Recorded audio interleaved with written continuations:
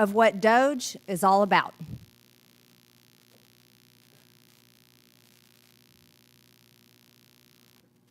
We know and we have worked to give the American people a smaller, less bureaucratic government in Washington.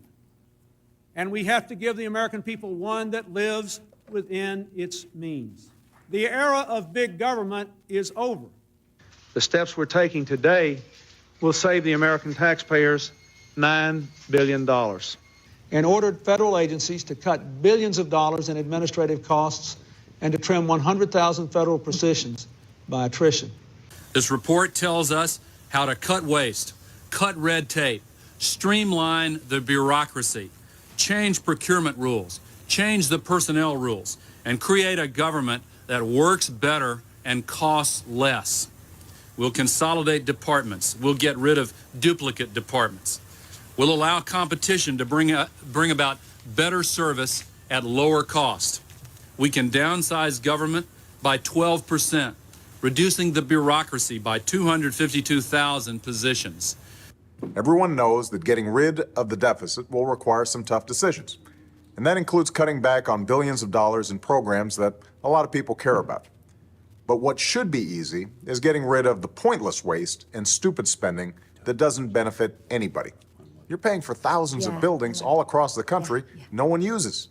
Now, the government hadn't been able to sell this building and others like it because of red tape. We thought that it was entirely appropriate for our governments and our agencies to try to root out waste, large and small, in a systematic way.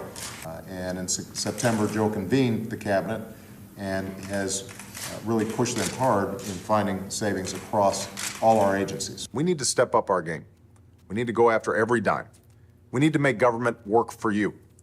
That's why, starting today, I've asked the Vice President to lead a renewed effort to hunt down misspent tax dollars in every agency and department of this government. We're not just eliminating fraud and waste. We hope to be instilling an entire new culture that not only our administration, but every succeeding administration will in fact pursue. We're going to give you the government you expect and deserve.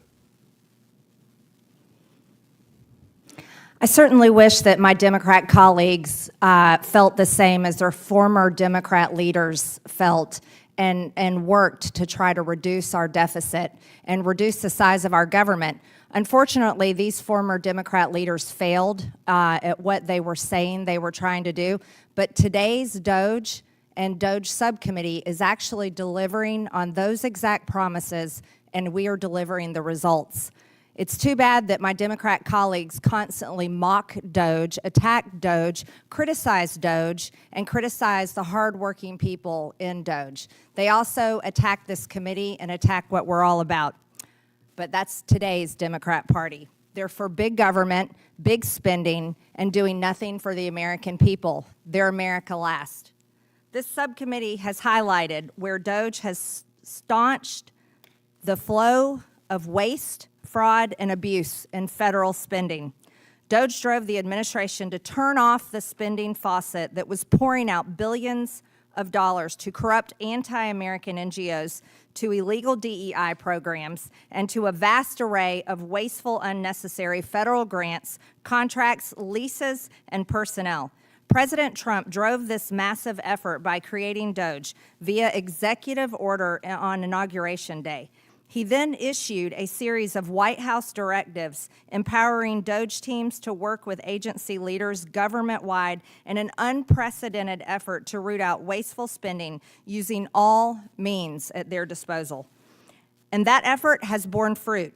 The DOGE website identifies $180 billion in savings achieved in just a matter of months.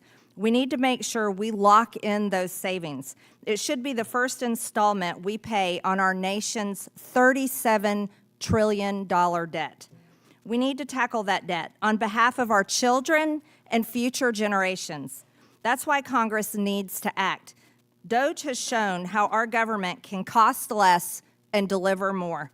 It's shown how we can turn off the faucet. It's shown we don't need to spend all the dollars that Congress appropriated for this year. Congress can reverse that unnecessary spending by rescinding dollars it's appropriated. That's why the administration recently sent a $9 billion rescission request to Congress. By the way, you just saw Democrats on that video talking about saving $9 billion. Republicans just delivered on that. It would prevent dollars, our $9 billion rescission would prevent dollars from going to corrupt international organizations, to woke NGOs, to NPR, and to PBS. The House adopted the legislation earlier this month, H.R. 4, the Rescission Act of 2025. But we need to do more, much more. $9 billion is just the tip of the iceberg of the waste that DOGE has identified and of the spending that the administration has paused or shut off. So Congress needs to work with the administration and DOGE to rescind billions more of dollars it has appropriated for agencies to spend. DOGE is also creating savings that will lower the cost of government for years to come. For instance, the administration is right-sizing the federal bureaucracy by eliminating several 100,000 staff positions. That reduces discretionary spending costs for the next year and every future year by tens of billions of dollars. So we need to adjust those levels of new appropriations to align with the streamlined government DOGE is creating. That's why the president proposed last month, when he submitted to Congress a budget for next year that reduces non-discretionary spending by $163 billion. If we lower the spending baseline in that way, we can save $2 trillion in that portion of the budget over the coming decade. We need to lock in DOGE savings for the taxpayers, and we should also be thinking about locking in the DOGE process that has produced these savings. DOGE has attracted enemies because it's taken on Washington's culture of spending and the money laundering schemes that have been embedded in this institution. We should make that a permanent battle. We should institutionalize the battle against waste, fraud, and abuse in government. I hope that is something with which my Democrat colleagues can at least agree on. DOGE is working with agencies to reduce the rampant fraud that GAO says costs taxpayers as much as $500 billion annually. To enhance fraud detection, agencies are now providing the Treasury Department more information about financial awards, and they are making more use of Treasury's Do Not Pay database to avoid funding fraudsters. DOGE is also lowering the barriers that prevent agencies from sharing data to identify duplicate awardees. What's more, DOGE has pioneered what the president calls radical transparency concerning wasteful spending. The DOGE website and individual federal agency sites continually update for public view the specific grants, contracts, leases, and other payments that they are flagging for termination. This is how you change the culture of spending. And with that, I yield to Ranking Member Stansbury for her opening statement. All right, well, good morning, everyone. Welcome to the DOGE subcommittee. Notwithstanding the abject failure of the DOGE enterprise inside the federal government and the epic breakup of Elon Musk and Donald Trump, here we are again, once again, in this committee. I'm grateful that the chairwoman showed, again, one of my favorite videos, which she showed on the first day of the subcommittee. I'm grateful because it highlights the work that we've been doing for decades to root out waste, fraud, and abuse, including work that I was intimately involved in as a budget examiner in the Office of Management and Budget, in which we actually eliminated waste, fraud, and abuse. But unfortunately, as my friends across the aisle in the GOP and their Heritage Foundation witnesses are still trying to make DOGE happen yet again, the American people are over it. In fact, you don't have to take my word for it. A poll from just 2 weeks ago found that 67% of voters believe DOGE has done a bad job. That was just 2 weeks ago. And in fact, when I told one of my friends that we were having another DOGE subcommittee hearing, they asked, really, is that still happening? Because literally the American people are over it, except for that it's not funny, because DOGE has been used to wage a chaotic, destructive, and ideological war against the American people and the vital programs that they depend on. But I'm going to turn to that in just a moment here. Given everything that's happening in the world right now and with this administration, I don't think we can sit here and pretend like everything is normal, because just 4 days ago, the president launched an unauthorized military attack in Iran without the consent of Congress, putting our troops and our bases in harm's way, as we saw just last night with the retaliatory bombing of one of our largest bases. And Madam Chair, I have actually been extremely grateful and wholeheartedly agree with your outspoken advocacy against this war. But like so many in this administration, so many days and weeks, this follows weeks of chaos here at home. As the president has deployed U.S. Marines and National Guard on our own soil against our own people, his DHS secretary and federal officials shoved a U.S. senator to the ground, D.O.G.E indicted a sitting congresswoman in this House for doing her job, and tried to arrest a New York City official in a federal courthouse. This is not only not normal, it is dangerous, it is anti-American, and it is anti-democratic. And so we're not going to sit here today and pretend like what this administration is doing is normal. And we're not going to sit here and pretend like DOGE is just some normal government program. It is a scam in service of a political agenda. While we came to the table at the beginning of this whole process in good faith with real ideas, bipartisan ideas that folks have been working on for years, and a desire to actually fix and modernize the federal government, what we've seen from DOGE is the exact opposite. It has so failed in its stated mission of saving money that even the president asked if it was bullshit as Elon Musk was exiting the building. And if they want to talk about fiscal responsibility, while we're sitting here, they're still trying to pass a reconciliation bill across the aisle that would saddle taxpayers with $2.5 trillion in deficit spending. And in the last few weeks, reports have revealed that DOGE may actually have cost the federal government more than it actually saved because of the mass firings, dismantled agencies, stolen data, lawsuits, agencies in chaos, agencies that are not able to do their basic operational duties. This is not efficiency. This is a scam. And that's not even to mention the completely reckless and needless suffering that DOGE has caused. We're talking about millions of children and people across the planet who no longer will have access to food and medicine because of the very $9 billion rescission package that was just discussed. Thousands of veterans and public service servants here at home whose lives have been shattered, and millions of Americans who've been impacted by the gutting of vital programs, including staffing at Social Security. And now they're here today to try to make the case for making it permanent. Are you serious? Really? Are you serious? I can't even believe my ears. So why are they actually trying to make DOGE permanent? Well, I think you have to look no further than the witnesses that they've called over the last several hearings, including today. We've got the Heritage Foundation and other authors and architects of Project 2025.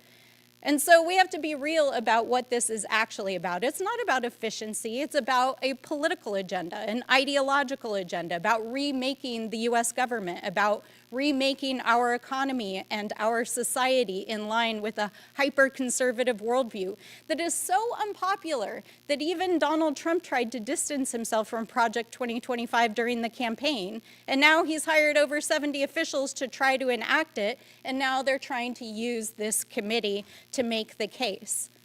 Now, they like to try to claim that they're taking on cancel culture and a woke agenda, but let's be clear, DOGE and the folks who want to make it permanent are the actual cancel culture, because they want to cancel anything that they don't like or they don't agree with, including your democratic rights and your freedoms, economic opportunity and education, LGBTQ plus rights, rolling back the clock on civil rights, canceling the history of Black, Chicano, and Indigenous communities, and stripping protections from our families and the healthcare, housing, and food people depend on so that they can give more tax breaks to their friends. But this is all part of a wider agenda that is now seeking to apply political purity tests to government programs and services, including both federal employment and, yes, veteran services. Let me repeat that again. even veterans benefits. They want to apply political purity tests to your VA benefits. Folks, this is not about efficiency. This is about eroding and privatizing our institutions, gutting programs that keep our people and our country safe. It's about rewriting history and remaking society to take us back decades, if not centuries. In short, it's about making this country less free, less democratic, less prosperous, and frankly, consolidating power under Trump and his allies who are becoming increasingly dangerous, ideological, and yes, autocratic. So we have to be clear-eyed about what is actually going on.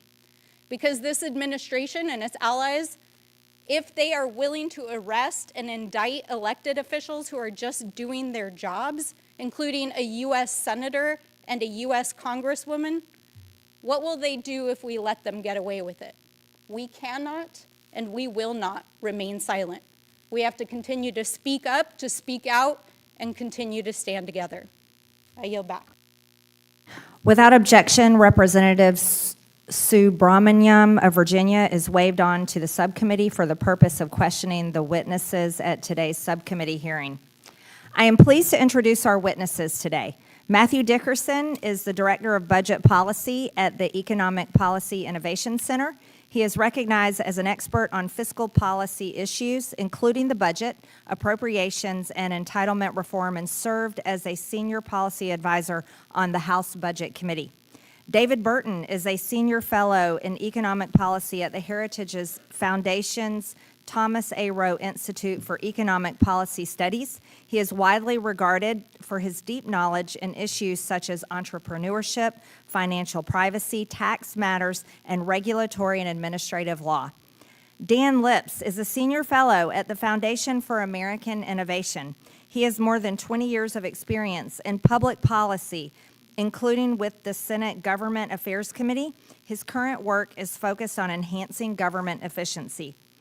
Emily DeVito is the Senior Advisor for Economic Policy at Groundwork Collaborative. Again, I want to thank you for being here to testify today. Pursuant to Committee Rule 9, the witnesses will please stand and raise their right hand.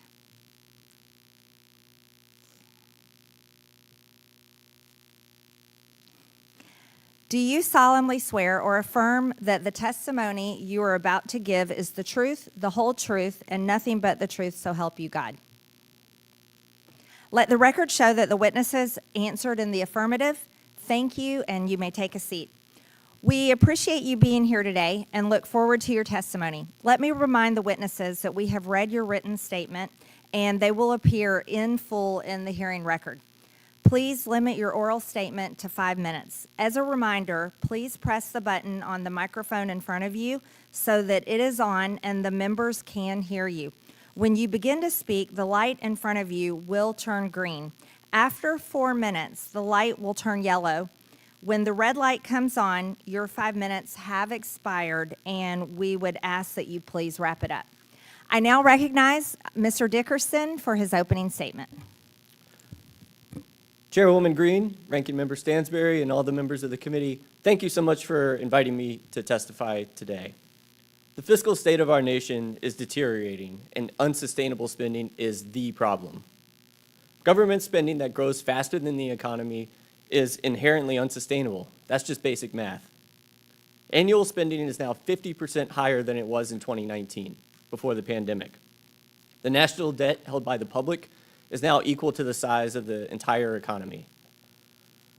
For context, in 1944, the year of D.O.G.E. and the Battle of the Bulge, the debt as a percentage of GDP was 86%. After we went into debt to save the world, the federal budget and the debt shrank while the economy grew in the post-World War II decades. But on our current trajectory, the debt is only projected to keep growing.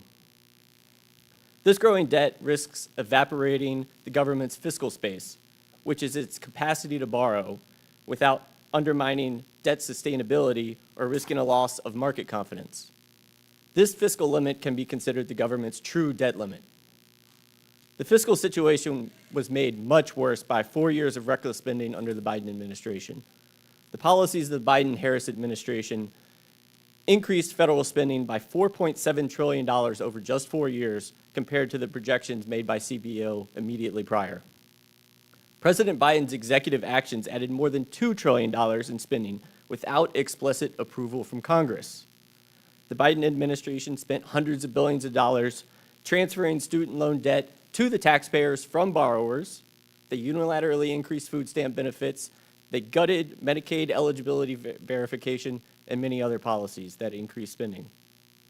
The point of the American system of government, based on hundreds of years of experience under the British Crown, was to restrict the ability of the unilateral expenditure of funds.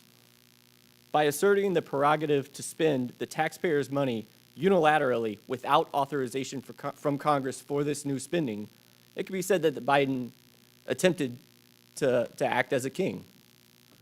In contrast, President Trump has focused on reducing taxpayer costs and reducing the power of government. This is the whole point of DOGE. Trump's discretionary budget would multiply to about $1.8 trillion of savings over the 10-year budget window. But that is only if Congress implements and continues these common sense savings. And that's why it's so important that you're holding this hearing today, Madam Chairman, so thank you. To paraphrase Madison in Federalist 58, the power to levy taxes and provide spending authority, and the power to withhold funds from the executive, that's the most effective way for the elected representatives of the American people to provide for the vital and appropriate services of the federal government, as well as to prevent abuse by the government using the people's funds. Congress has many tools at its disposal to carry out this vital responsibility. The most straightforward way to control waste, fraud, and abuse is by controlling agency budgets in the annual appropriations process. You can reduce the size of the federal bureaucracy. I estimate that reducing the federal workforce by 10% would allow discretionary appropriations for salaries and other benefits to be reduced by $559 to $608 billion over the next decade. The scope of authorized agency activities should also be properly limited. You can work with the administration, as you're currently doing, to rescind unneeded, unobligated funds. And of course, one of the most important tools at Congress's disposal to achieve budgetary savings is through the reconciliation process. America's current fiscal trajectory is unsustainable, but it's not irreversible. DOGE has demonstrated that meaningful savings are, in fact, achievable. By exercising its constitutional power of the purse, controlling appropriations, implementing workforce reforms, rescissions, and reconciliation, Congress can lock in the DOGE cuts, safeguard taxpayers, and avert a fiscal crisis. Thank you, and I yield back. The gentleman yields. I now recognize Mr. Burton for his opening statement.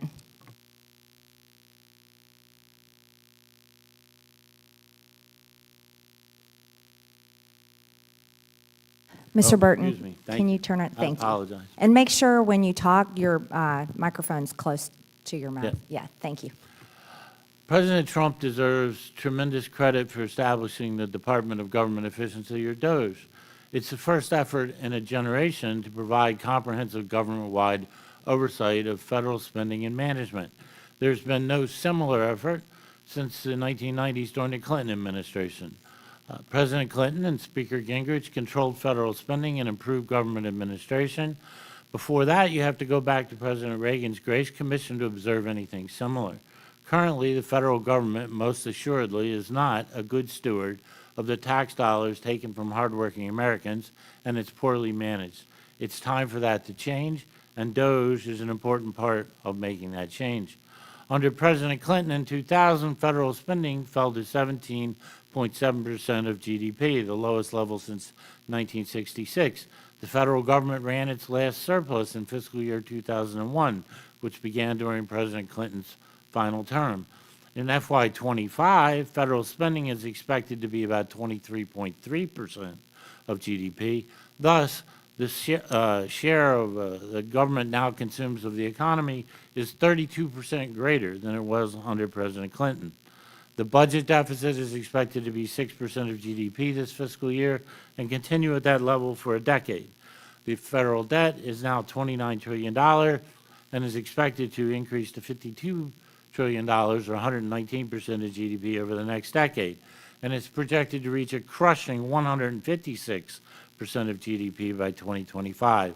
In context, at the final year of President Reagan, it was 39%, and the final year of President Clinton's term, it was 33%. Federal government is on an unsustainable path.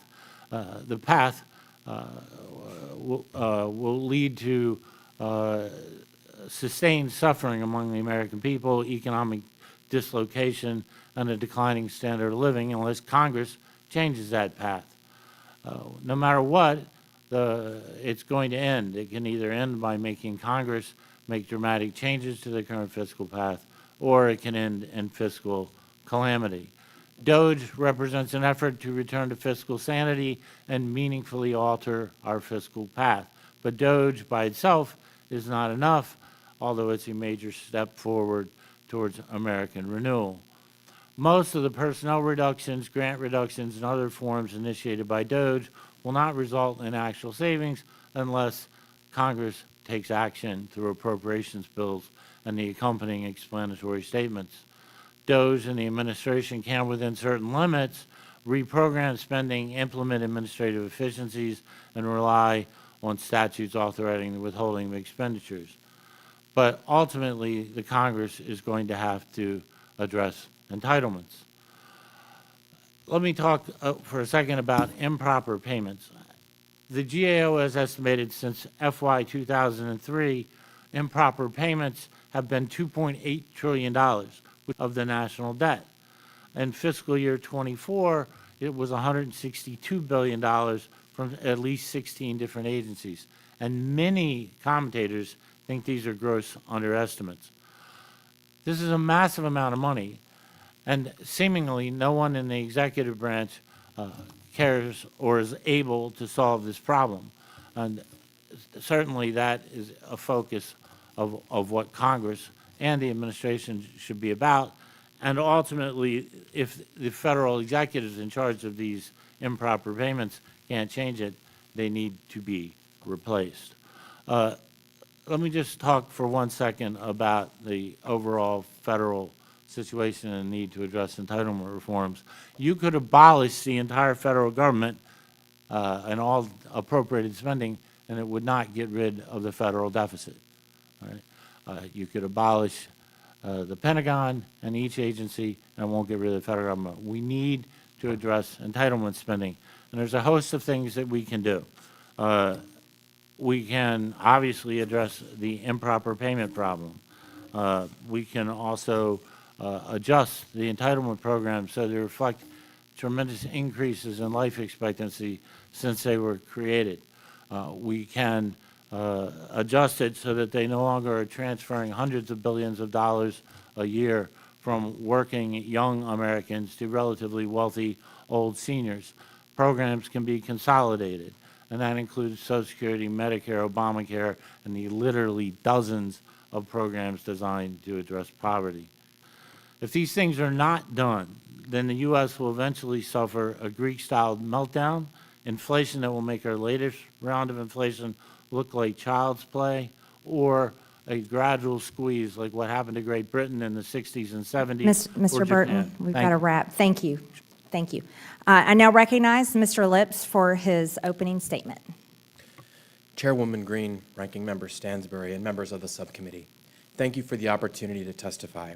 My name is Dan Lips, and I'm a senior fellow with the Foundation for American Innovation. Our mission is to advance technology, talent, and policy ideas that support a freer and more prosperous future. Earlier in my career, I served on the staff of the Senate Homeland Security and Governmental Affairs Committee, where I worked on bipartisan government reform legislation and oversight. In my testimony, I offer you 3 points. First, the United States is on an unsustainable fiscal path. The Treasury Department and the Government Accountability Office have both warned that our growing national debt poses serious economic, security, and societal challenges. Last year, the federal government spent $882 billion just on interest payments. That's more than it spent on Medicare or national defense. At the same time, the government is losing hundreds of billions of dollars each year to fraud and waste. GAO has estimated that the federal government annually loses between $233 billion and $521 billion due to fraud. That's up to $4,000 per American household per year. And as we just heard, last year the federal government reported making $162 billion in improper payments. And over the last 4 years, improper payments totaled more than $900 billion. Better oversight and financial controls could save hundreds of billions of dollars every year. Second, the Trump administration's focus on government efficiency builds on decades of bipartisan government reform efforts. From the Reagan administration's Grace Commission to the Clinton-Gore National Performance Review to President Obama's fiscal responsibility initiatives, including a 2009 executive order that initiated Treasury's do not pay system, there's a history and a bipartisan tradition of executive action to root out inefficiency in the federal government. President Trump's new Department of Government Efficiency is working to reduce federal spending, shrink the size of the federal workforce, and streamline operations. DOGE has already identified $180 billion in savings and reduced regulatory burdens by eliminating over 1.7 million words from the federal code. The administration has also issued several executive orders informed by DOGE's efforts, such as to reduce fraud and improper payments by centralizing payment systems under the Treasury Department and modernizing financial transactions. But the executive branch cannot do this work alone, which brings me to my final point. Congress should use its legislative and appropriations powers to implement lasting reforms to increase government efficiency and reduce waste, fraud, and abuse. And this should be a bipartisan effort. Members of the House Oversight and Government Reform Committee and the Senate Homeland Security and Governmental Affairs Committee, where I used to work, have a tradition of passing bipartisan government reform legislation. For example, bipartisan legislation has been enacted and introduced in the past to reduce improper payments and prevent fraud. Key reforms to strengthen the Treasury Department's do not pay system, consistent with President Trump's executive orders, have been included in recent bills sponsored by Democratic and Republican lawmakers. These reforms would serve as a good starting point for legislation aimed at improving government efficiency. In my testimony, I discuss other opportunities for government reform legislation that could achieve substantial savings. For example, GAO has identified more than 200 open recommendations for Congress and more than 5,000 open recommendations for federal agencies. These are nonpartisan good government reforms. If addressed, the federal government could save hundreds of billions of dollars. More broadly, Congress should consider creating an annual legislative vehicle, similar to the National Defense Authorization Act, which moves every year, focused specifically on government reform. This would ensure consistent legislative oversight and give the American people's representatives greater input into ongoing reforms to government operations. In closing, improving government efficiency should not be a partisan issue. It's a fiscal necessity.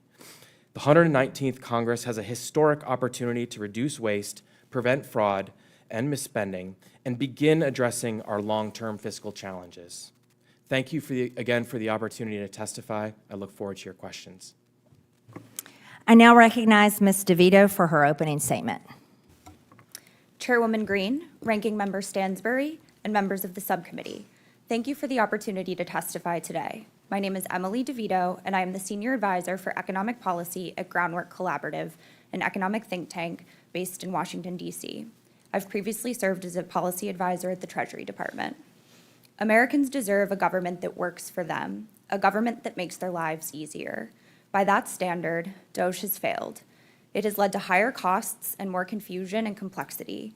It has undermined consumer protections for families, all while the ambitious savings Elon Musk promised failed to materialize. Americans are not impressed with these results. Consistent polling shows strong disapproval of DOGE and deep concerns about the haphazard and reckless cuts DOGE is making across the federal government. Americans also believe, as do I, that the government can do more to deliver for workers and families. As the subcommittee considers the future of DOGE and improving government efficiency and accountability, I would like to highlight several ways DOGE has done the opposite. First, D.O.G.E cuts make it harder and more expensive for families to access the basic needs programs for which they're eligible.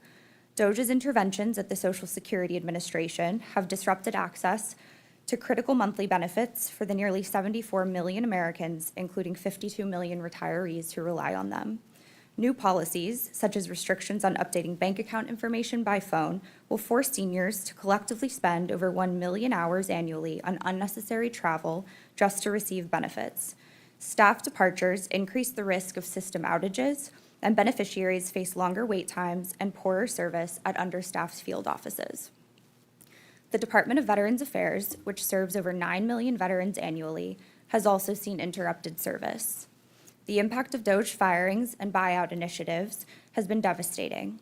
One rural Illinois hospital was forced to close its acute care unit due to nurse resignations.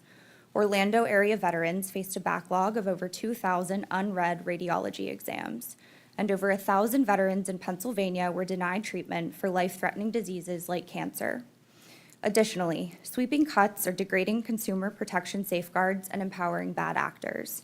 D.O.G.E has targeted the Consumer Financial Protection Bureau, which has put over $21 billion back into the pockets of more than 200 million consumers since its founding. Eliminating this key consumer protection agency will enable exploitative companies and financial firms to profit at the expense of consumers. D.O.G.E has also gutted the IRS enforcement teams that ensure billionaires and corporations pay their fair share. As of early March, the IRS has lost 11% of its total workforce and 31% of the revenue agents who conduct audits. This is projected to reduce U.S. revenue up to $350 billion over 10 years. Further, the federal science enterprise is being stripped of the tools and talent needed to develop and deliver the next generation of life-saving treatments. Recent estimates suggest that D.O.G.E's severe cuts to scientific research funding will reduce GDP and overall federal revenues well into the future by inhibiting innovation. Permanently cutting non-defense research and development funding by 50% could decrease GDP in the long run by at least 7% and federal revenues by more than 8%. Finally, D.O.G.E's funding disruptions to U.S. aid and global health programs have already caused widespread deaths. Estimates suggest that the abrupt termination of public health programs will be responsible for over 360,000 deaths, including 200,000 children. D.O.G.E did not generate the $2 trillion in efficiencies that Elon Musk initially called for, or even the $180 billion figure that it now claims. Credible analysis shows that canceled contracts, service cuts, and layoffs may have saved as little as $12 to $15 billion, while total federal spending actually increased year over year. Now that Musk has made his exit, it's clear that D.O.G.E didn't deliver more efficiency, just poorer service. Congress is at a crossroads. It can learn from D.O.G.E's mistakes, redirect, and get back to the important work of ensuring government works for people and not special interests, or Congress can double down on D.O.G.E, cementing the harms that it has caused to families, communities, and our economy. For me, the choice is clear. I encourage leaders in Congress to put this dark episode behind us and deliver a government that works for working families. Thank you, and I look forward to your questions. I now recognize myself for 5 minutes of questions. The D.O.G.E website details much of the wasteful spending and it hits the brakes on, and it has an incredible list of top hits. Some of the spending is not just embarrassing, but it is funding actually the genital mutilation of our children, forcing the American taxpayers to pay for it. A $620,000 HHS grant for #Transcendent Health, adapting an LGBT plus inclusive teen prevention program for transgender boys. $620,000 from HHS. It's absurd. This is disgusting, and it facilitates a lie. Here's another one. A $2,000 NIH grant for cross-sex steroid therapy and cardiovascular risk in transgender females. This is another absurd grant that was handed out. A $120,000 NIH grant for personalized 3D avatar tool development for measurement of body perception across gender identities. Here's another absurd grant that, again, tells the lie that there's more than two genders. There's only two, male and female. That's it. Something else that the American people should know about, these radical extremist judges that are playing politics from the bench, a judge ruled that this has to be protected. This is a HHS program for gender-affirming care in young people. Again, the only thing that affirms gender is the fact that there's only two sexes, male and female, and the American people should never have to pay for that lie. Ms. DeVito, in your testimony, you talk about so-called failures of DOGE in your opinion. But do you support the federal government funding HHS and NIH studies that promote the genital mutilation of children? Do you support forcing Americans to pay for genital mutilation of children? Yes or no, Ms. DeVito? Thank you for your question. I think we all agree that the government should work for people. No, I asked you, do you support genital mutilation of children and the American people having to pay for it? That's a yes or no question. I think government research is responsible for all sorts of innovations that we So enjoy you do, today. so for the record, you do support the American people paying for top and bottom surgeries of children. I think Cutting off the breast of young girls, teenage girls, and castrating teenage boys. You support the American people paying for that.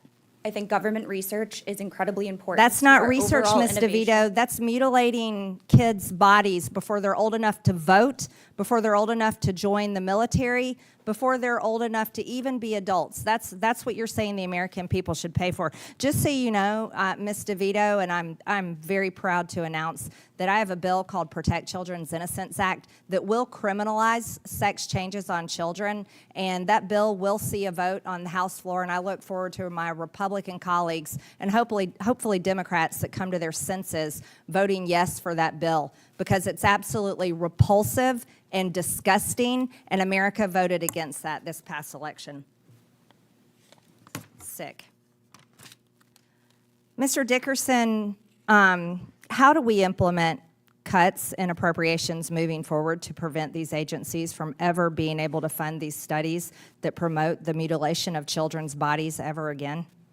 I think what you need to do is ensure those riders are included in the appropriations bills that are passed to clarify to the agencies that even though they have never actually received authorization for these, so they shouldn't have actually done it in the first place, but if they need that funding rider to restrict American taxpayer funds for going to those terribly divisive and harmful things. Yeah, permanently, right? Exactly. Thank you. Other egregious abuses of funds, a $10 million Department of Education grant to the Virginia Commonwealth University for faculty workshops on decolonizing the curriculum, a nearly $700,000 National Science Foundation grant to the University of Tennessee for Black and Latinx parents leading reform and advancing racial justice in elementary mathematics, a project that could provide a model for other communities and schools seeking to advance racial justice in mathematics and education. This is insane, absurd, and it's racist in itself. Math is math. A $500,000 EPA grant, Green Jobs, growing a new generation of environmental justice problem solvers. All of this stuff is far left ideology, and the American people should not be paying for it. It looks like my time's up, so with that, I'll yield to the ranking member, Stansbury, for 5. Thank you, Madam Chairwoman. As we get started here, we would like to show a brief video.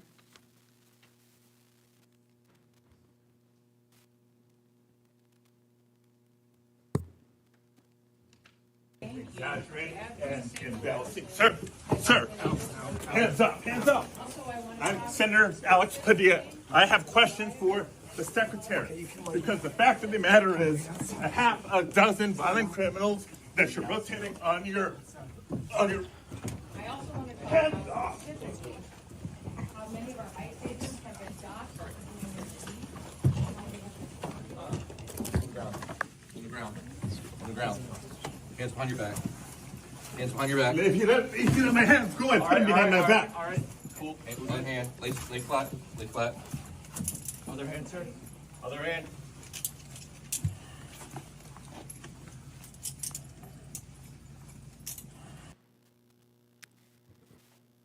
Now, I want to start by describing what we just saw there. For any of the American people out there who have not seen this video yet, that is United States Senator Alex Padilla being handcuffed in a federal building after self-identifying as a United States Senator at a cabinet secretary's DHS public press conference. This happened 2 weeks ago. A few days later, they tried to arrest a New York City official in a federal courthouse. A few days after that, there was a politically motivated assassination of a state legislator in Minnesota. This is not normal.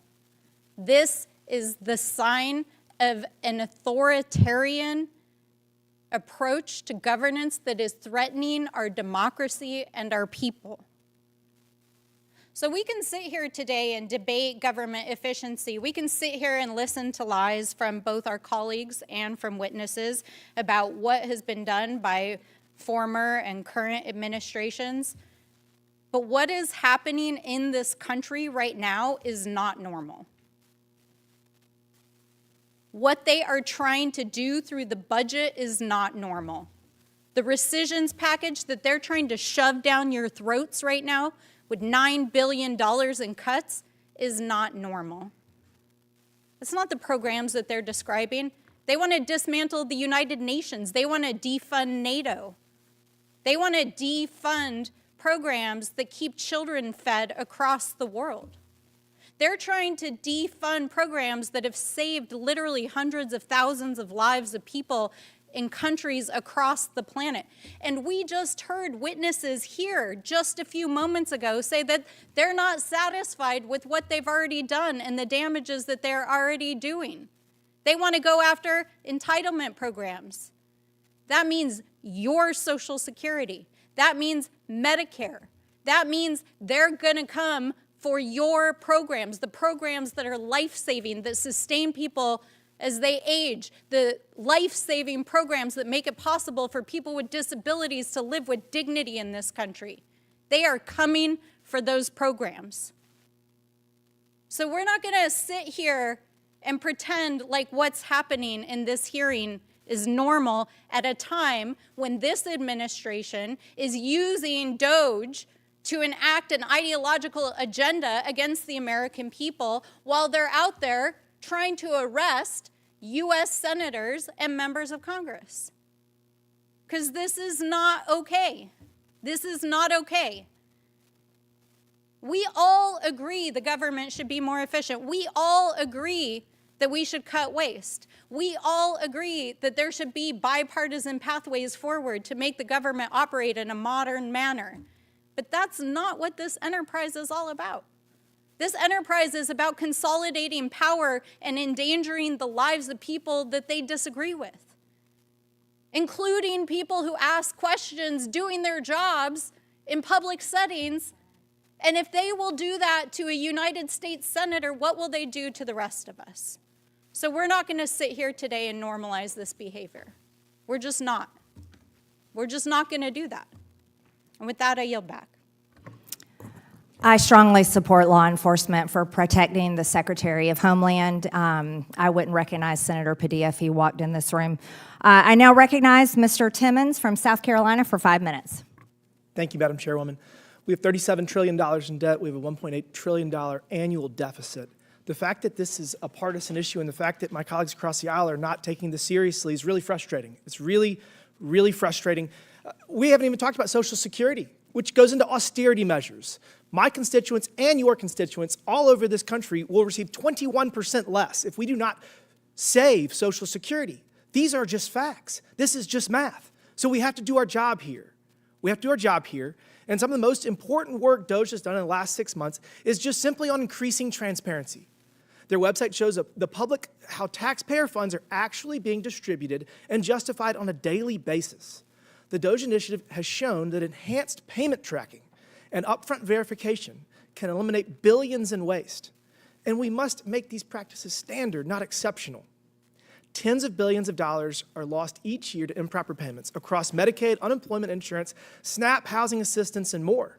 Most people do not realize that there are 17 means-tested social safety nets that total more than $1.5 trillion in annual government spending. And a good portion of these are improper payments. And it is simply due to lax or outdated income verification processes.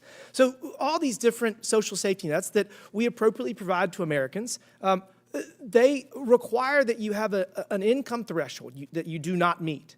And we tell the states that they have leeway in how to do that, but it's a patchwork framework and it's all antiquated.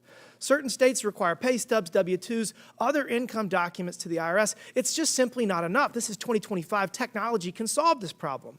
We should be leveraging all income sources in real time and continuously to verify eligibility for federal benefit programs. No more pay and chase, no more hoping the paperwork matches up months later, and no more guesswork. Shockingly, in the big, beautiful bill, the House proposal to simply require states to confirm eligibility twice a year instead of only once resulted in $11 billion in savings. What if we confirmed income eligibility in real time? That's why I introduced H.R. 1755, the Timely and Accurate Benefits Act, or TABS Act, to require states to adopt enhanced income verification across their federal benefits programs to get people the benefits they deserve faster, and to stop payments to those who no longer qualify immediately. Now let's zoom out. Income verification is one example of a broader problem. Federal agencies are swimming in waste, fraud, abuse, and redundancy, and thanks to DOGE, we now have a public-facing receipt book of over $180 billion in identified savings. From unnecessary grants to absurd leases to federal offices with no measurable output, DOGE is shining a light on the insane bloat of our frivolous spending. And again, this is critical work that must be done. We have $37 trillion in debt and run a $1.8 trillion annual deficit. Our social safety nets will fail if we do not make appropriate changes to save them. Mr. Lips, DOGE is attempting to overcome barriers to data sharing among and within agencies to enhance fraud detection. Isn't the inability to cross-check databases a problem historically in identifying fraudsters? Absolutely, and thank you for the question, Congressman. It's important to look at the history around improper payments. That there was an executive order issued by President Obama establishing the do not pay system that the Treasury Department has been using to try and increase verification and tighten controls over federal payments. But that was more than 15 years ago, and we've seen hundreds of billions of dollars of improper payments reported annually over those past 15 years. It's important to know that the Treasury Department has been asking for help, asking for the ability to share information. A long time ago, the Social Security Administration couldn't share information about deceased Americans with the Treasury Department. That stopped for a few years. They can now do that. But there's a lot more that can be done to share information between agencies to stop fraud and prevent improper payments. There have been bills introduced both in the Senate and the House to do that, bills by Republican members and Democratic members. I'm running out of time. Let me finish. So this is not a maybe. This is a must piece of legislation. We cannot continue down this path. My bill came from a Missouri pilot program that resulted in 17% savings. 17% of just Medicaid is $140 billion annually. 17% across all social safety nets that are means tested is $250 billion. We are running out of time. We got to pass these pieces of legislation. We got to use technology to make sure that we're being efficient with our tax dollars. With that, Madam Chair, I yield back. The gentleman yields. I now recognize Ms. Norton of Washington, D.C. for 5 minutes. Thank you, Madam Chair. Federal workers are essential not just to the fabric of the District of Columbia, but to the functioning of the federal government and in turn to the well-being of every American. Federal workers make sure that Social Security checks go out on time. They provide health care to our veterans. They make sure planes land safely. They make sure food and drinking water is safe. Their work is critical to functioning of the government and making sure people, families, and communities get the services and resources they need. The so-called Department of Government Efficiency's gutting of the workforce has meant the senseless, tragic, and irreparable loss of more than 100,000 public servants so far, each of whom has had their own life upended. Ms. DeVito, what do we lose when we push qualified experts out of their roles serving the American people? Thank you for the question, Congresswoman. DOGE's widespread staff cuts represent a huge loss of potential and talent from the federal workforce. As you said, many of these workers are located in DC, but most are not. They're the people who make sure food is safe to eat, that Medicaid applications are processed in a timely way, that Social Security benefit checks go out the door. So far, we've lost thousands of these workers, and their loss is devastating, not just to the communities in which they live and serve, but to the American public as a whole. And Mr. Vito, and what are the effects of the Department of Government Efficiency driving early career employees from federal service? Young and probationary employees are people who, by definition, are just tending to start out in their careers in public service. Some of them might have had decades ahead of them dedicated to making sure that the government works for people. And DOGE firing probationary employees guts a generation of that talent from the workforce. President Trump is also working to steadily politicize the federal workforce by attacking civil service protections, replacing nonpartisan federal employees with partisan loyalists, by reclassifying federal positions as political jobs, and introducing loyalty tests to the federal hiring process. Ms. DeVito, how does the gutting and politicization of the federal workforce hurt everyday people, reduce access to the services and protections they are entitled to, and generally harm committees? For the government to work for people, it needs people, workers, behind the scenes making sure that all of the vital functions of the federal government are happening in a timely manner that best serves the population. When you gut the federal workforce, you obviously lose that talent. You undermine the resources, programs, functions of the federal government, and politicizing certain agencies undermines the overall effect of those agencies. So you see a lot more politicization of things like apolitical regulators, people who are trained and focused on making sure that they are serving the interests of the public and not one particular person or administration.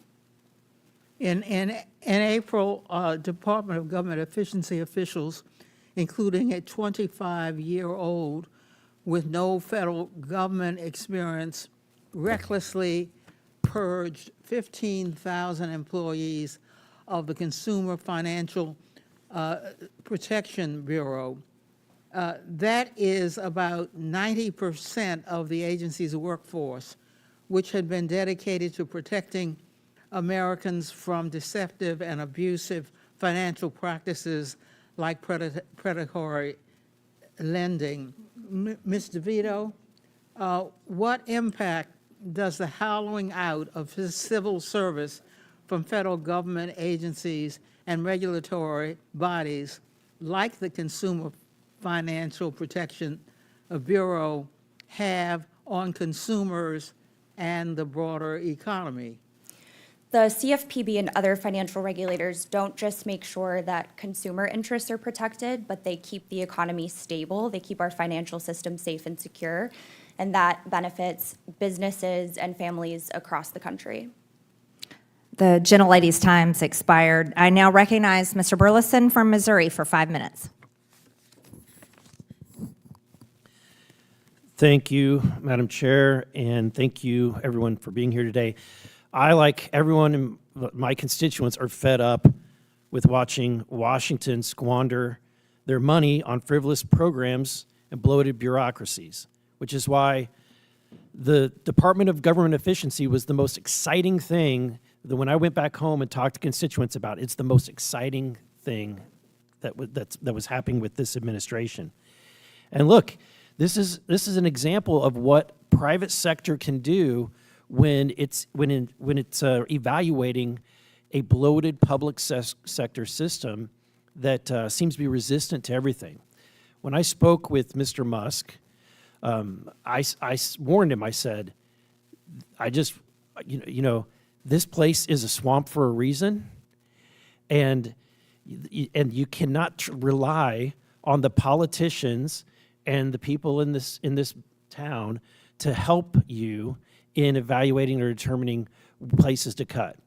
They will only deliver what they want, right? And there's a reason why Congress, it being in our hands, we're at $37 trillion in debt, and we have all of these wasted expenditures. So, Mr. Dickerson, I'm going to ask you three the same question. If you had anything to say to the DOGE efforts, to the DOGE team, and to Mr. Musk, what would you say? I would say keep up the good, it's been a good start so far, and keep up the good work. Mr. Burton? Excuse me. I think there's a need for them to get beyond just canceling grants and starting to work with you to draft legislation to make these changes permanent. If Congress ultimately doesn't act, either through appropriations bills or rescissions, it's going to be ephemeral. There's also the need to make changes on the regulatory front. There's needs to change various secretary directives. They need to take it to the next step to bring it home, and they haven't done that. Thank you. Mr. Lips? I agree with that point. I think the most important thing they could do now would be to work with the members of this committee and the Congress on government efficiency reforms, many of which I think should have broad support among lawmakers. Ms. DeVito, let me ask you this. You've seen a lot of the DOGE cuts and the programs. Is there a single one that you would have agreed with? A single one? Part of the problem, I think, with DOGE... Answer yes or no. Don't eat up my time. Is there a single one that you would have agreed with? I don't think there is a yes or no answer to that question. Okay. Well, I'm not going to waste my time. I want to dive into Mr. Burton and what you said. So the question is, why isn't Congress, what should happen to force Congress to actually make these cuts that have been identified? Congress needs to legislate, and it hasn't been. I mean, the GAO has made countless proposals. The improper payments have been around for decades and literally involve trillions of dollars. No one's fixed that. That's one of the few things, though, that the administration has the ability through administrative changes to do on their own, because they're legally required not to spend that money, and yet it's going on. Congress needs to appropriate, the appropriators. There needs to be changes in the authorizing committee. A lot of the grants that the chairwoman was referencing could be prohibited through authorizing legislation. Congress needs to legislate, and at some level, it sort of has forgotten how to do so. Do you think that we could? Yes. You do? In fact, I'm old enough to remember when you guys did. Well, I may be just above being black-pilled at this point, so you're giving me a little bit of hope here. But if Mr. Dickerson, if you could make one significant change, what would be the most significant change or policy change that we could do that would save taxpayers' dollars? I think one of the most important things you can do is exactly what you're doing in the One Big Beautiful Bill reconciliation package, which is reform our welfare programs that literally pay people to stay out of the workforce and have entirely the wrong disincentives, so that we can actually preserve benefits for people who are actually needy, right? Things like income verification that Mr. Timmons was talking about, that's so essential to do. Mr. Lips, if you could change one thing, if we passed one thing, what would we do? I'd recommend strengthening the do not pay data that's available to the Treasury Department. This is a bipartisan measure that could be, I think, passed through the House and Senate. It would provide access to Treasury to stop improper payments and end fraud. Thank you. I yield back. The gentleman's time has expired. I now recognize Mr. Kassar from Texas for 5 minutes. Good morning. Today, Republicans have called this D.O.G.E hearing called Locking in the D.O.G.E Cuts, Ending Waste, Fraud, and Abuse for Good.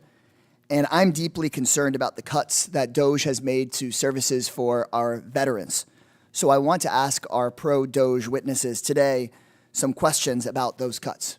So, Mr. Lips, ProPublica reported that D.O.G.E cuts have stalled life-saving clinical trials for our veterans with head and neck cancer, otherwise known as throat cancer.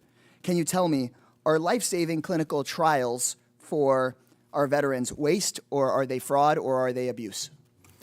I think that's an area of government that is certainly vital, and that there's many things that can be done to improve VA services. I do not know all that D.O.G.E has done for the VA, and I think that if there's anywhere where you could repurpose funds from these wastes that we're talking about, hundreds of billions of dollars misspent. But if they cut the clinical trials that are helping our veterans with throat cancer, do you agree with those cuts? No. Thank you. Mr. Dickerson, leaked documents revealed that a VA hospital in rural Illinois was just forced to close its acute care unit to new patients due to the D.O.G.E cuts. Can you tell me, is closing the doors of a VA acute care unit waste, or is it fraud, or is it abuse? I don't know all the details about that particular instance, but I think that... Would you say it's a big problem if D.O.G.E cuts cause the closing of an acute care facility in a VA hospital? Like I said, I think if funding that facility is a priority, we're running a $2 trillion annual I think deficit. it is. I think it is a priority. So we can repurpose funds to something if it's a priority. So you think that if it's not a priority, that it's waste? I think that's for Congress and the administration to work together to determine. Exactly. It's for Congress to work on, and the administration should not be calling our acute care veterans facilities waste and closing the doors of an acute care facility without Congress. And frankly, it is a priority, I believe, of the American people to care for our veterans. Mr. Burton, Trump recently eliminated the VA Services Purchasing Program, which just last year helped more than 33,000 veterans make sure that they don't get behind on their mortgage and they don't get thrown out of their home. Can you tell me, is this program that D.O.G.E cut, is it waste, is it fraud, or is it abuse? That's highly fact-dependent, and I'm not that familiar with that program. I will tell you one thing And I'll about... tell you, Mr. Burton, I'm familiar with it. It helped 33,000 of our veterans not lose their homes, and in my view, our veterans are not waste, fraud, or abuse, nor are they a piggy bank for billionaires' tax cuts like Elon Musk. I doubt anyone This is thinks my that. time, Mr. Burton. Yep, fine.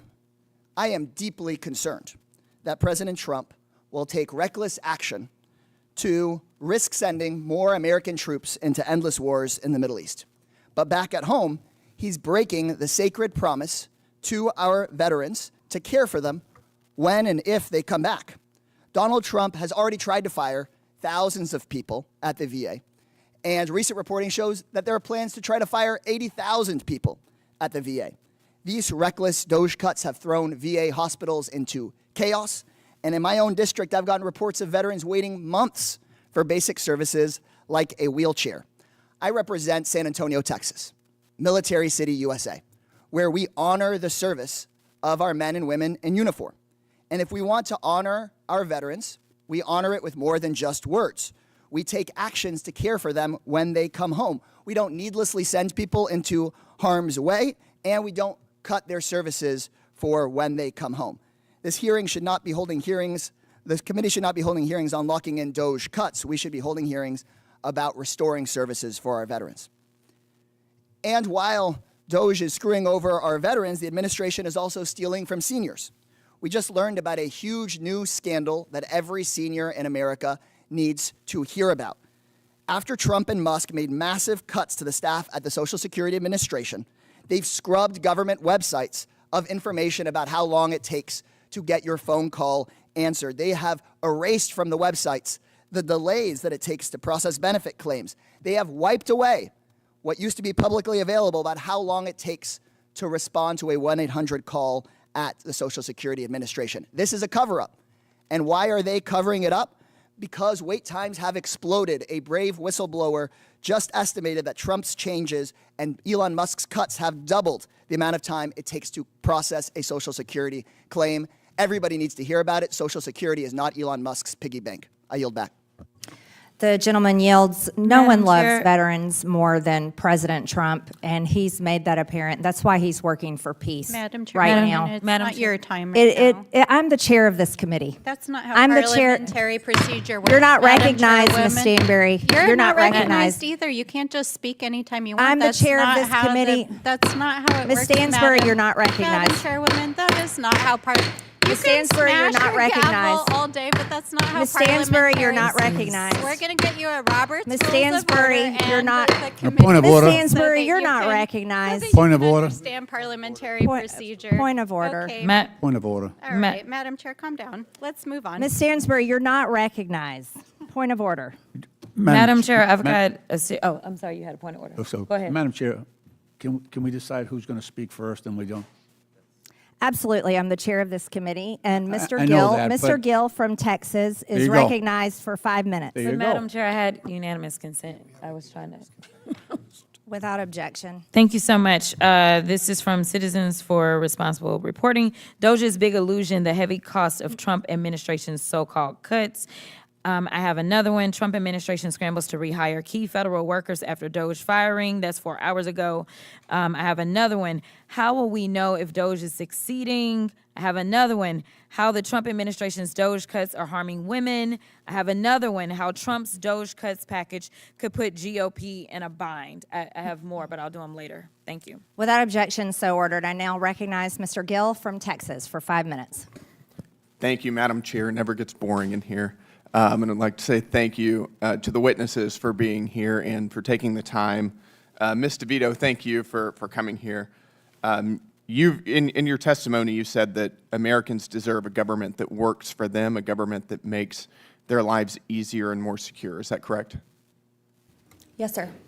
Great. I'd like to read through a couple of the grants that DOGE has pulled back, and I'd like to get your take on them. They pulled back a $1.5 million NIH grant to Morehouse College. It was called the Center to Advance Reproductive Justice and Behavioral Health among Black, pregnant, / postpartum women and birthing people. Do you think that that makes Americans' lives easier and more secure? I think that medical and scientific research of all types. Do you think that benefits- constitutes critical research? According to your testimony, NIH grants are critical research, I think that government research of all types in the medical. and including public- birthing people. I think bench research of all types plays a fundamental What is a role. birthing person? Sir, I am here to talk about the DOGE impact. Well, I'm for asking working you about this families. grant and you're defending it. So I'm asking you who is birthing people? I am not familiar with this grant. Mhm. I take a position that all kinds of government research, medical, Is a pharmaceutical, birthing person a woman? Is that another biological, word for female? That is outside the scope of my expertise. Seems like erasure language to me. I've been told that type of vernacular constitutes erasure language. How about another one? How about the conference, Gender Equity in the Mathematical Study of Commutative Algebra? Do you think that that's a valid form of government spending? I think mathematical research of all types is deserving of government. What about investment. studying, and this is directly from the National Science Foundation's website, women and non-binary mathematicians? Again, I think all kinds of government investment should be dedicated toward mathematical. All kinds of government investment. scientific- You don't have any kind of limit on what we're spending our money on, just everything? Is that your testimony? I am talking about DOGE. You brought up. a So am grant. I. This is a grant that DOGE cut. I am not familiar with this particular grant, but Mhm. I think government investment in mathematical, Okay, biological. let's do another one. This one is called hashtag Transcendent Health, adapting an LGB plus inclusive teen pregnancy prevention program for transgender boys. I can't even say this without laughing. Do you think that that is a useful form of our tax spend? I am not familiar with that grant, but I think bench research, government investment in scientific and Teen pharmaceutical pregnancy research. for transgender boys. Do you think that that is a useful spend of our tax dollars? I think government investment in all kinds of scientific research is of the utmost importance. Including pregnancy prevention for transgender boys. Okay. Let me ask you, we can come back to this later maybe. Do you support abolishing the filibuster still? I am here to talk about DOGE respectfully. Right. and We could abolish the filibuster and get a lot of DOGE cuts through. And you've written at length on your Twitter about abolishing the filibuster. I'm just curious if you think that we should do that still. I did a lot of previous work on different topics because I am an economic policy expert, and respectfully, I'm here to talk about DOGE cuts. Okay, but we could abolish the filibuster and get DOGE cuts. This is totally germane here. Do you think we should? I am here to talk about DOGE cuts, not strategies for achieving more of them, but the harms that they have produced for working families. That's a convenient change of opinion. I noticed that most of your comments about the filibuster were during the Biden administration. But we can move on. Let's go back to some more of these grants. Do you think that we should be spending money on, quote, the racialized basis of trait judgments from faces? I am not at all familiar with that grant. It's a $500,000 NSF grant. Okay, I am not familiar with the subject matter or the But particular you're grant. defending these. I am saying that I think the government You're pretty has- adamant against DOGE cuts, and I'm asking you if you support the cuts I think that there DOGE is has found. economic and medical, public health, communal benefit to What the about government cross-sex investing steroid therapy and cardiovascular risk in the transgender female? Again, I think government investment in scientific research is Great. important. Thank you for your testimony. I appreciate it. The gentleman's time has expired. I now recognize Ms. Crockett from Texas for 5 minutes. Yes, Madam Chair. I'd actually like to subpoena the former head of DOGE. If we could subpoena Elon Musk. Can we take a vote on that? This hearing will suspend. Is the clerk in place? Do we have a clerk? Can I make a motion that we subpoena Elon Musk right now? The hearing has suspended. Oh, what?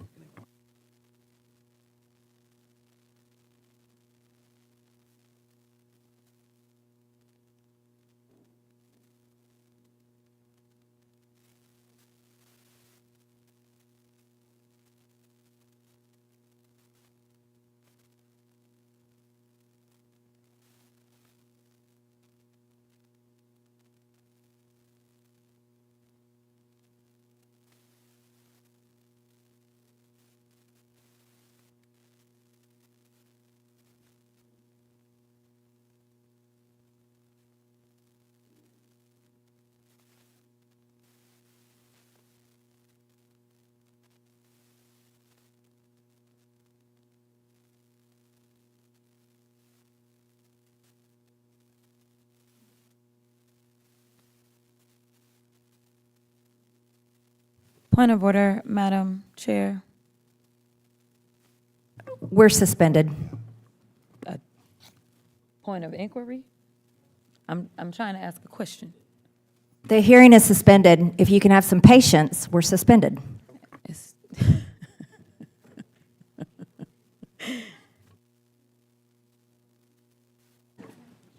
The hearing will now resume. Ms. Crockett, do you have a motion?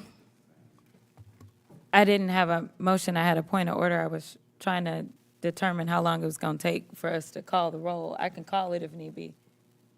Well, if you're not making a motion, then already made you the can motion. continue with your 5 minutes of The questioning. motion was to subpoena Elon Musk, who was heading DOGE, who is the one that made the recommendations for these cuts, yet he is yet to come before this committee. And last time I checked, none of the witnesses sitting here know anything about DOGE except for what they read on the internet. I want to talk to the person. This isn't, either you've made your motion. Okay, well, you were asking, so I wanted to make sure you You made your understood. motion. Okay, thank you. Mr. Burchett? Chair Lady, I'd like to make a motion to table that motion. The motion is not debatable, as many are in favor of tabling the motion. Signify by saying aye. Aye. All those opposed signify by saying no. No. In the opinion of the chair, the yeas have it. Madam Chair, we'd and ask the for a motion recorded to vote. table is agreed to. A recorded vote is ordered. The clerk will call the roll. Yeah, call it. We're going to wait one moment. The clerk will get the voting sheets. Okay. Say that. I think she needs to say it. Well,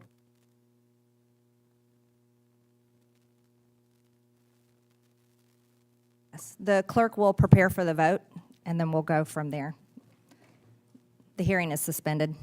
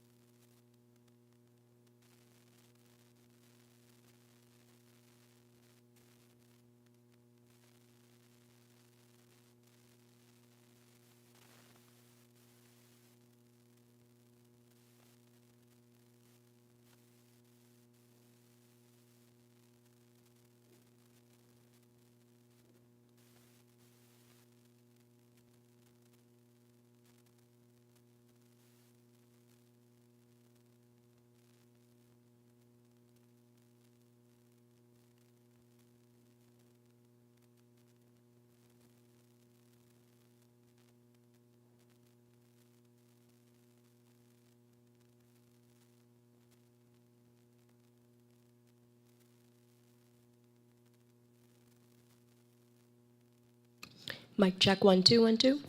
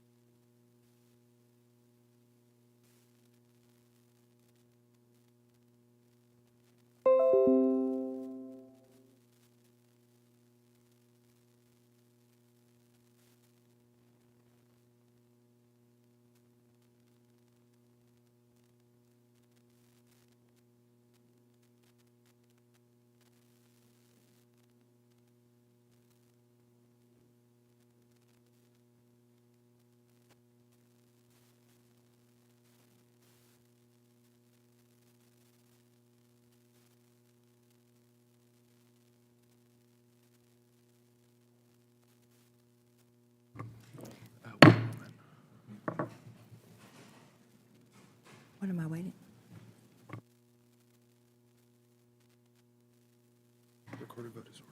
The hearing will resume. A recorded vote is ordered. The clerk will call the roll. Mr. Cloud. No. Mr. Yes, to table. Mr. Cloud votes yes. Mr. Fallon. Mr. Timmons. Mr. Timmons votes yes. Mr. Burchett. Mr. Burchett votes aye. Mr. Burleson. Mr. Jack. Aye. Mr. Jack votes aye. Mr. Gill. Mr. Gill votes aye. Ms. Stansberry. Ms. Norton. Mr. Lynch. Mr. Lynch votes no. Mr. Garcia. Mr. Kassar. Mr. Crockett, or Ms. Crockett. No. Ms. Green. Yes to table.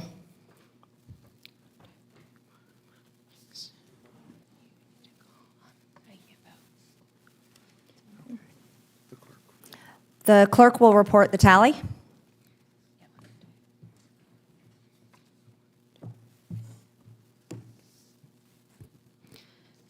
Madam Chair, the ayes are yes, the noes are 4.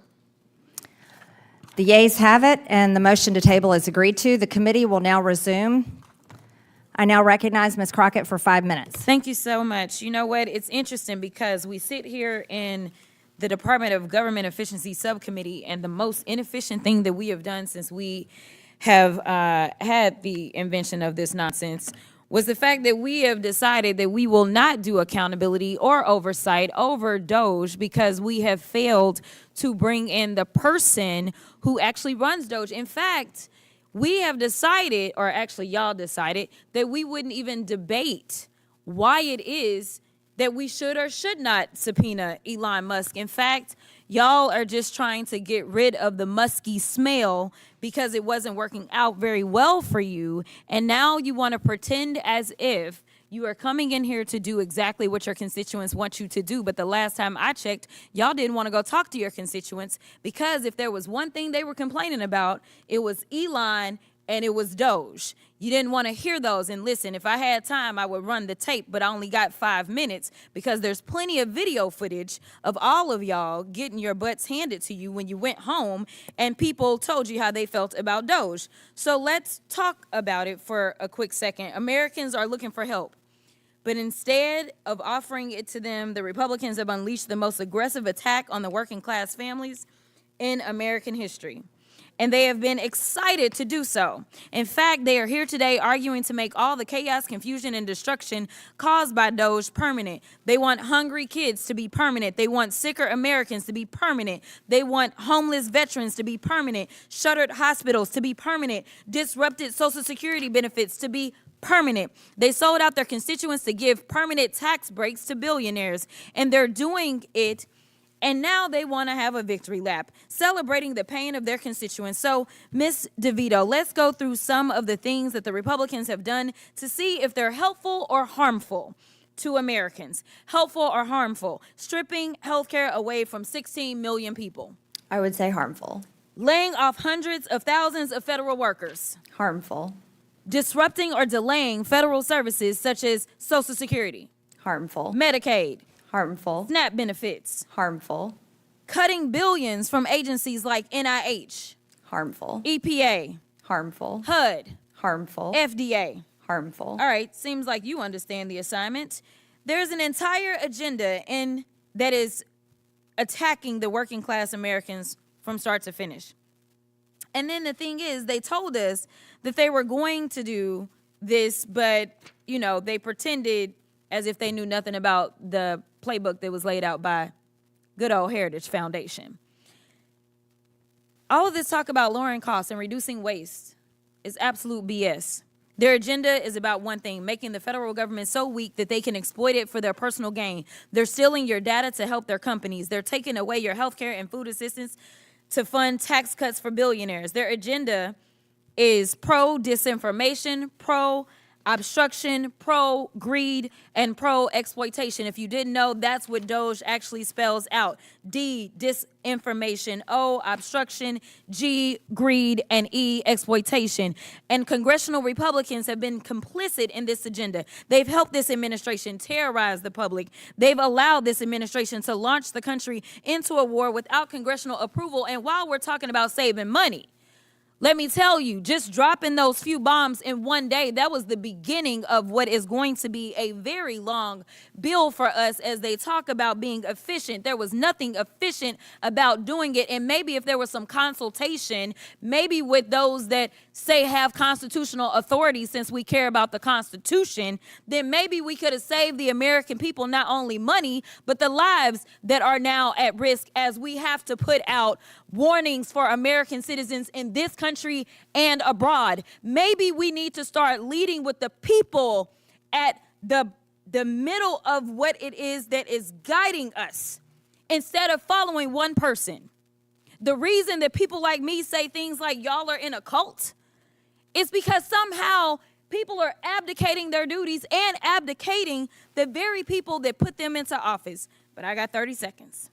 They've allowed this administration to steal congressionally approved money for cancer research and food delivery to vulnerable communities. They've allowed Elon Musk to infiltrate your medical records and banking data. They've allowed this administration to ignore court rulings, and now Republicans are here patting themselves on the back, literally arguing to make this chaos permanent. So Americans are going to continue to live through chaos and destruction that has been occurring ever since he swore in January. And I hope y'all remember who caused this, because it wasn't The just gentlelady's time has it was expired. Also the congressional Republicans. The gentlelady's have a spine time to do has what's right. expired. I now recognize Mr. Burchett from Tennessee. Thank you, Chair Lady. I would remind members of both sides of the aisle that, that President Trump's approval rating is soaring, and last I checked, congressional approval is not, and I think that bears witness. Mr. Dickerson and Mr. Burton, do you think Congress should withdraw additional funds other than the $9 billion recently approved by the House? Absolutely. The federal budget is entirely out of control. There are hundreds of billions of dollars of improper payments. There are tremendous numbers of agencies whose missions are not being fulfilled and are wasting money. There's the opportunity for many, many tens of billions of dollars of additional rescissions. Wholeheartedly agree. And just yesterday, we passed unanimously. It was like pulling teeth, though, and I give a lot of credit to the chair lady for helping me get the bill across the finish line. We were sending millions of dollars every week to the Taliban, if you can imagine that. And the NGOs, and that money flows right back to Washington, dark money or possibly in members of this body's pockets or their families, I suspect. And, well, huge amounts of the money flows to very wealthy Beltway bandits that live around here. Yes, sir. I would agree with that.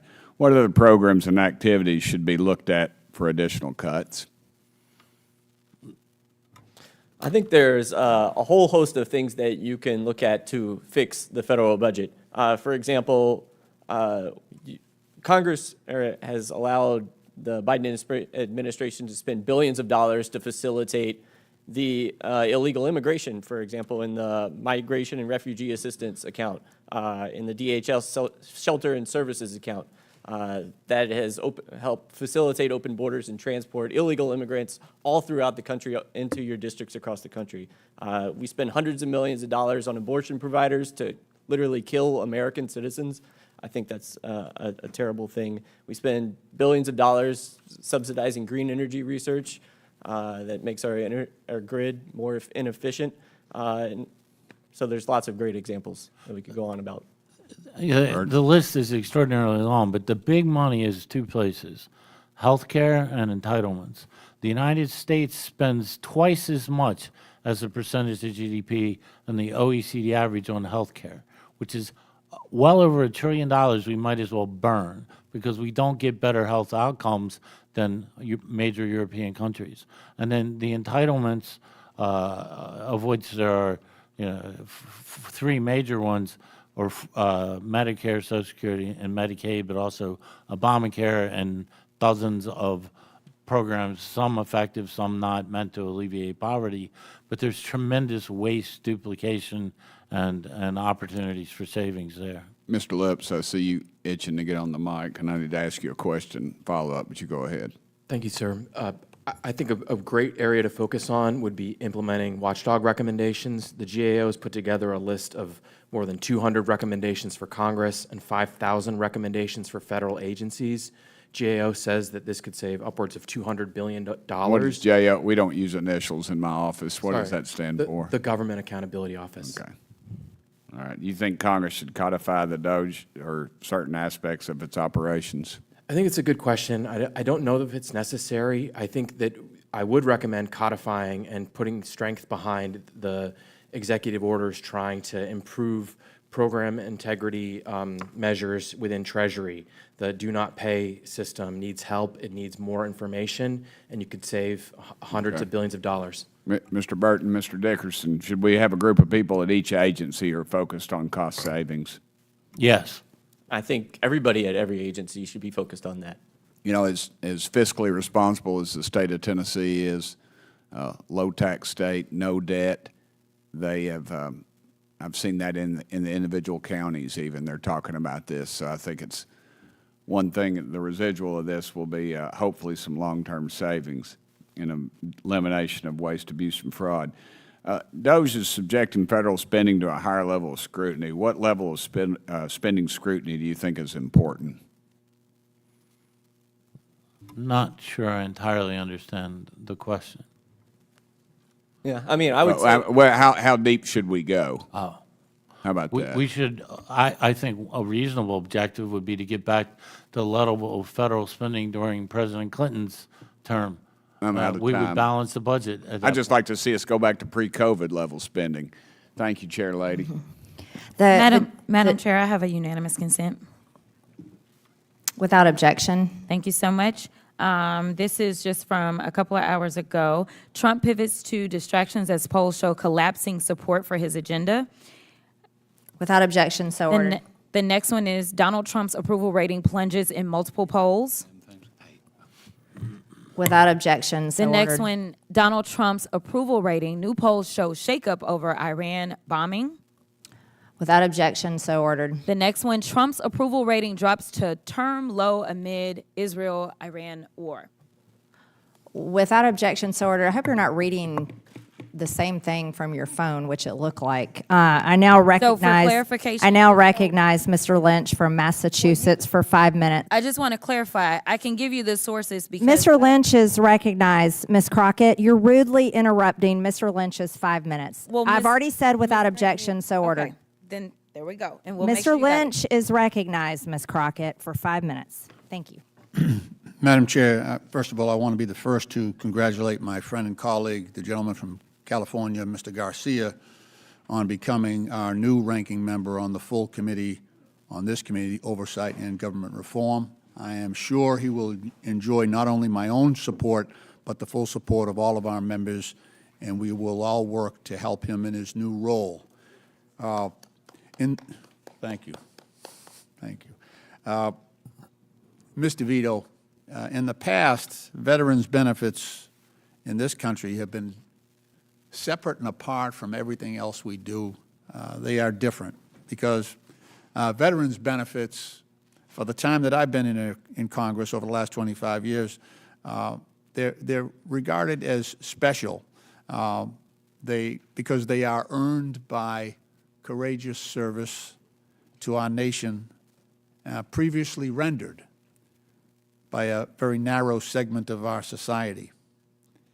And we as a nation, both Democrat and Republican, through every president so far, made a promise that if a young man or woman puts on that uniform for our country, serves our nation, and they come home from war with the scars of that war, either invisible or visible, we made a promise that we will take care of them and their families. And that has happened for every, we've been proud that every administration has honored that promise until now. In January 20th, Trump laid off 6,000 employees at the VA.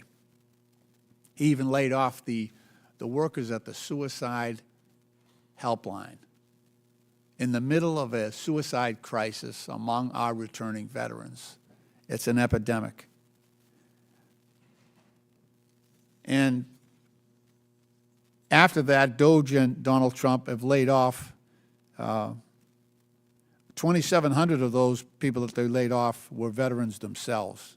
So now we're looking at a 250,000 case backlog at the VA. So veterans are waiting longer and longer to get their care.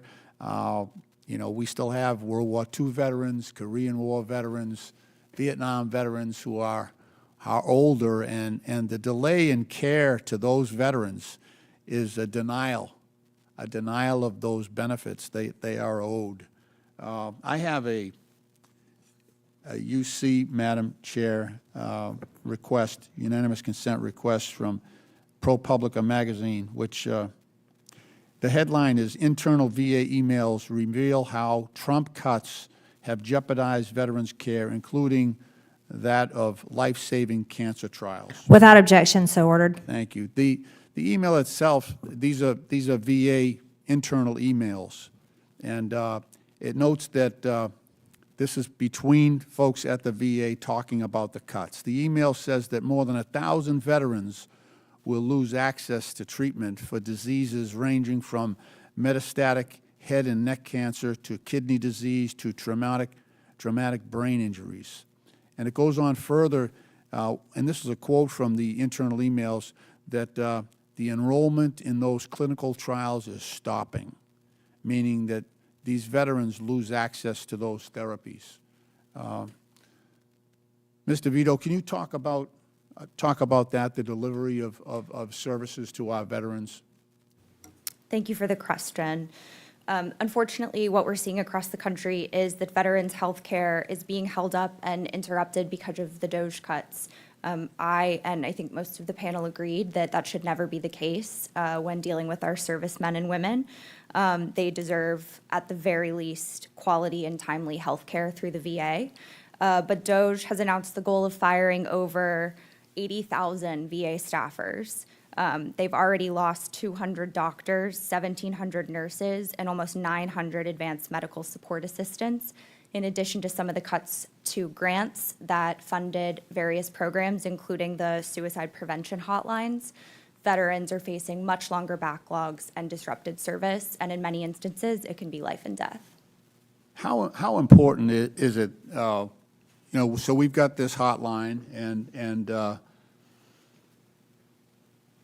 these veterans, in many cases, are isolated.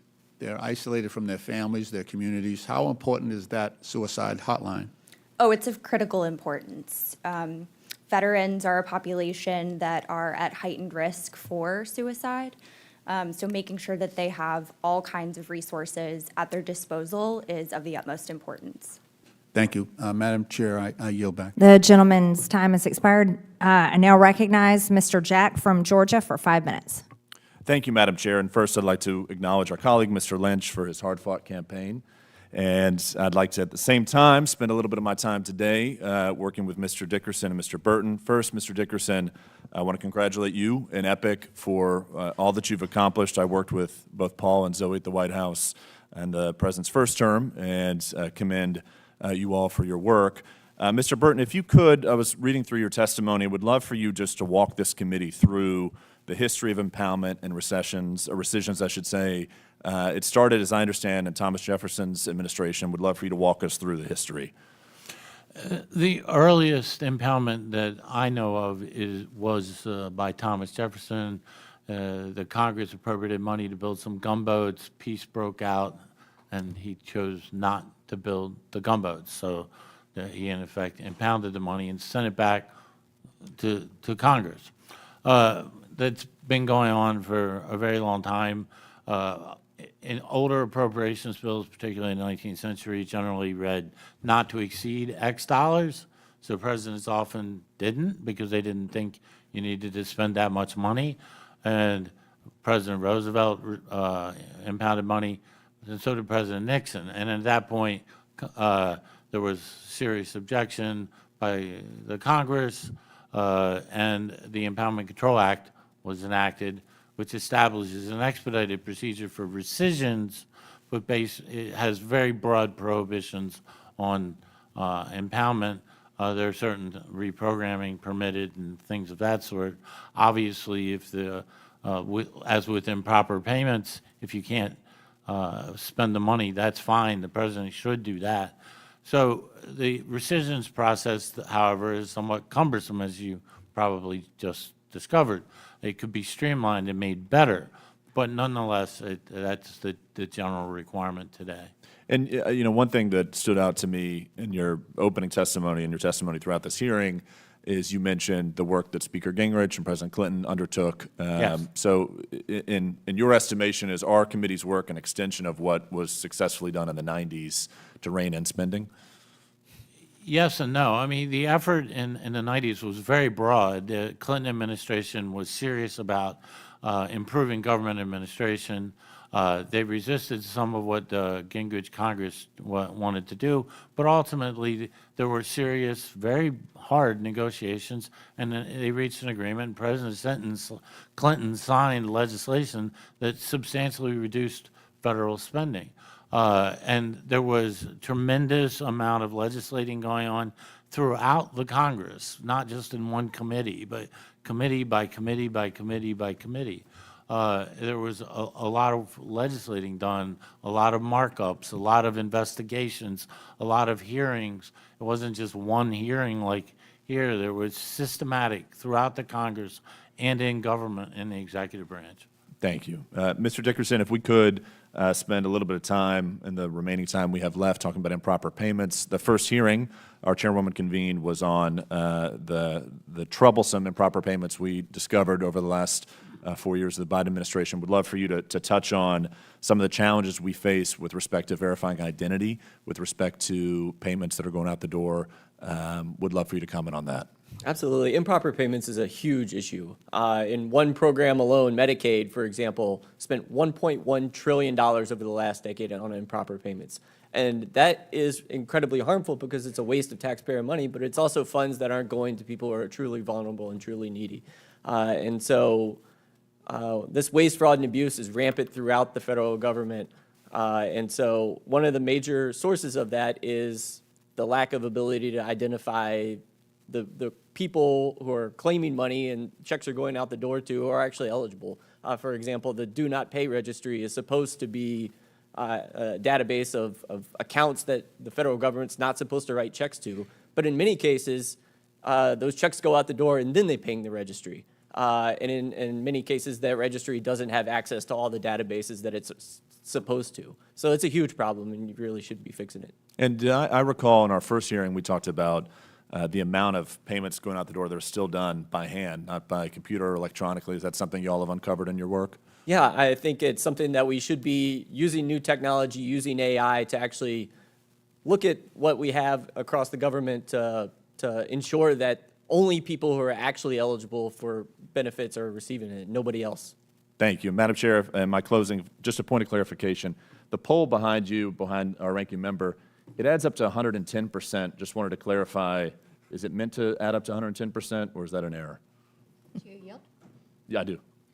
This is from a Quinnipiac poll that was held 2 weeks ago, and this is the data that was provided. There's a wealth of information, including information about Donald Trump's falling poll numbers, so you should take a look.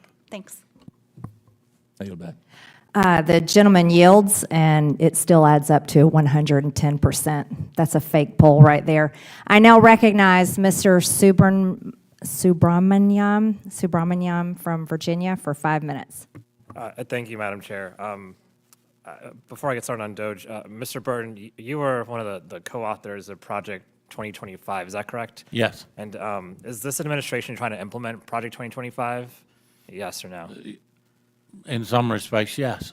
Okay, because last year we kept hearing about how they wanted nothing to do with Project 2025, and that must have hurt your feelings, I bet. But are you saying that they're trying to implement all parts of Project 2025? I just said in some respects, yes. Okay, thanks. I just wanted to get that away. I'm glad there's someone being honest these days.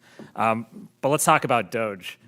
So DOGE promised us $2 trillion in cuts back in January. And so far, we have a report card now out, and it's actually cost us billions of dollars, maybe over $100 billion by one estimate. It's actually costing taxpayers money. And it seems like, they're cutting a lot of things. How is this possible? Well, the reason it's possible is because they're cutting the very people who are actually there to help get rid of waste, fraud, and abuse. And they're cutting people who do essential research and run really important programs that save taxpayer money long term. And so the dashboard that we're talking about, the so-called transparency, was riddled with errors. There's been article after article about this. And so we know now that that dashboard cannot be trusted. What can be trusted is that we're not anywhere close to $2 trillion. In fact, there's another bill that this House just passed that adds $3 trillion to the debt. And so even if we did all these cuts, even if you cut every single federal employee in the entire government, you still end up with a situation where you're adding to the debt in this administration because of the $3 trillion in the bill that was passed a couple weeks ago that's being added to our debt. And, the examples that I've heard are things like cutting meteorologists at the Weather Service, cutting essential researchers at NIH, people who are doing groundbreaking research that will spur entire industries are being cut. Sometimes the government does research and funds research because the money just isn't there in the private sector. The private sector mandate isn't there. And so that actually, you talk about the internet, for instance, that was a DOD project at one point. And DOD funded ARPANET, which became the internet. And so we'll never know all of the things that we missed out on because of some of these cuts. And I've heard a lot about, we heard earlier about these cuts to veterans benefits. There's PFAS inspectors, nuclear scientists fired, although they tried to rehire them. There's been a lot of firings where they tried to roll them back.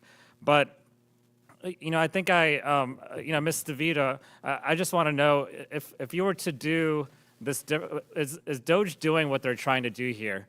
And why is DOGE so unsuccessful right now? Why has it been such a failure? Thank you.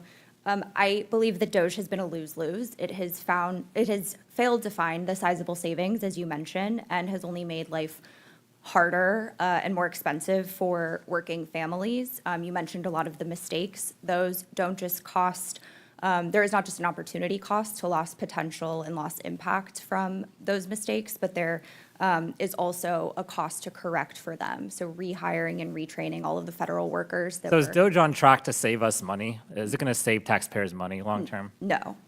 Why is that? I think DOGE has been making incredibly hasty cuts, and these have consequences. There are already a lot of protections baked into our federal workforce, our system of regulations.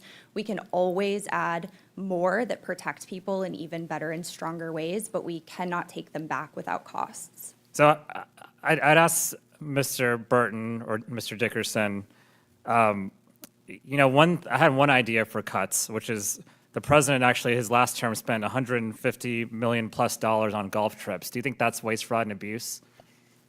Yes or no? I certainly would think there's more high priority spending things, yes. But do you think that's wasteful spending? Do you think we should cut? Do you think that's less or more wasteful than cutting veterans' benefits, his golf trips? I would rather spend money on veterans. What about $50 million for the Department of Homeland Security's private plane? That's what they requested in the appropriations bill. Do you think they should get a new plane for DHS, a private plane? That's a factual question on whether or not this. No, so I'm reclaiming my time. In the end, what's happening is there's more waste, fraud, and abuse since DOGE has come into effect.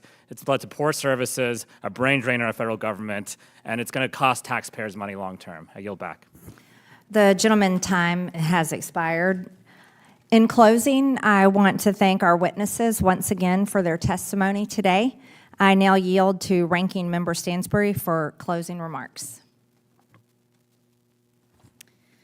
All right. Well, that's another DOGE subcommittee in the books.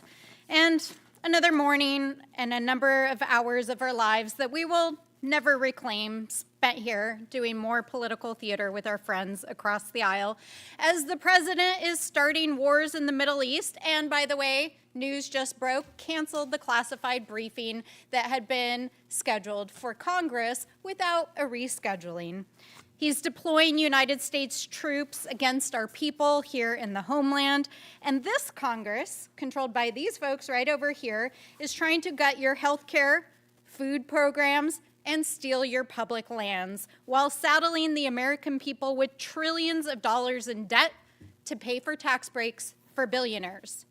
This is one of the most unpopular domestic and global policy agendas in modern history. And they're here trying to convince you all that we should make DOGE permanent. But here's the thing. The GOP may continue to try to make DOGE a thing, but no matter how hard they keep trying, GOP will never make DOGE happen. Even with their Regina George out of the picture, that's Mr. Elon Musk in this scenario, Americans just aren't buying tickets to this show. And just like the movie business, House Republicans' DOGE reboot isn't hitting like they thought it would. And in fact, a majority of Americans actually oppose DOGE cuts, a number that will only grow as the devastating and real-life impacts continue to sink into everyday life for all of us. And I think we've all seen this film before, and we didn't like it. The fact is,